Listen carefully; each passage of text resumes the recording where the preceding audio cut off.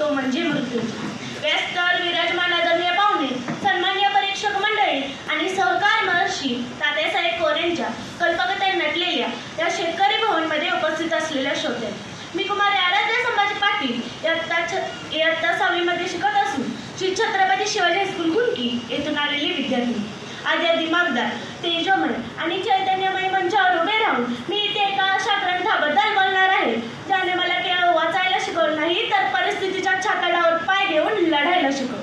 ते पुस्तक म्हणजे शिवाजी सावंतांची अजरामर कलाकृती मृत्यूंजय.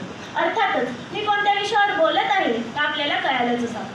माझ्या भाषणाचा विषय आहे माझे आवडते पुस्तक. कोल्हापूरच्या मातीतून आलेली मी जेव्हा या वारणानगरच्या पावनभूमीत उभी राहते तेव्हा मला अभिमानाने सांगावंसं वाटतं की माझ्या या सुपुत्राने महारथी कोणाला म्हणावं याची नवीन व्याख्या जगाला दिली. श्रोतेहो, डोळे मिटून जरा कल्पना करा, समोर कुरुक्षेत्राचं रणांगण आहे, रथाचं चाक चिखलात रुतले आणि समोरून साक्षात अर्जुन बाण रोखून उभा आहे.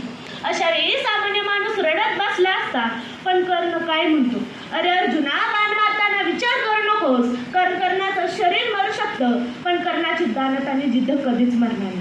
हे पुस्तक म्हणजे केवळ कथा नाही तर तो एका उपेक्षितांचा हुंकार आहे, ज्याला जन्माच्या वेळी आईने गंगेत सोडलं, ज्याला गुरुने शाप दिला, ज्याला समाजाने सुतपुत्र म्हणून हिणवलं.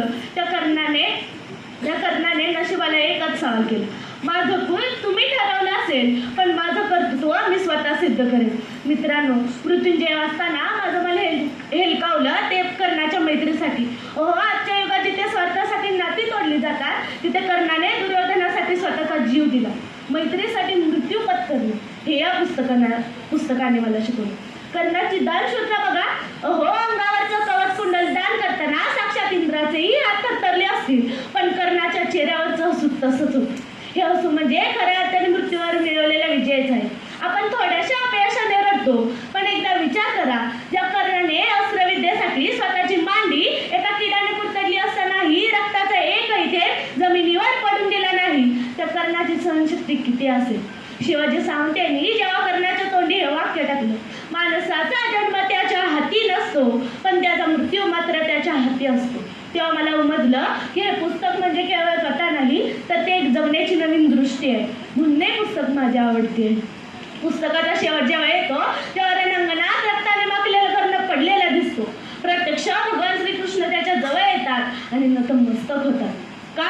कारण अर्जुना श्रीकृष्णाच्या पाठबळामुळे जिंकला होता पण कर्ण हा गती आणि नियतीने फसवलेला असूनही ताठमानेने लढला होता. अर्जुना विजेता होता पण कर्ण हा अजय होता. आज आपण या स्पर्धेत उभे आहोत.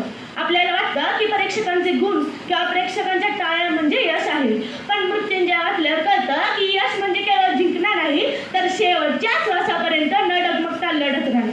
ज्याला आपल्या जीवनातील संकटाचा डोंगर फोडायचा आहे त्या प्रत्येकाच्या जीवनामध्ये मृत्युंजयमधला कर्ण जिवंत असला पाहिजे. आजच्या पिढीला मला हेच सांगायचं, परिस्थिती कशी असू द्या, वारणानगरने जसं सहकाराने क्रांती घडवली तशीच क्रांती तुम्ही तुमच्या जिद्दीने घडवा.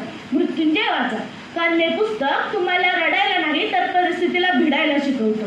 म्हणूनच शेवटी जाता जाता इतकाच सांगावं असं वाटतं, पुस्तके वाचून आपण विद्वान होऊ शकू पण मृत्युंजय सारखं पुस्तक वाचूनच आपण खऱ्या अर्थाने माणूस होऊ शकू. हे आपल्याला पुस्तक सांगतं की तुमच्या आयुष्याचा शेवट काय होतो यापेक्षा तुम्ही ते आयुष्य कसं जगता याला जास्त महत्त्व आहे. कर्णाने मृत्यूला घाबरून पळ काढला नाही तर त्याने मृत्यूलाच आपल्या दातृत्वाने आणि धैर्याने जिंकलं.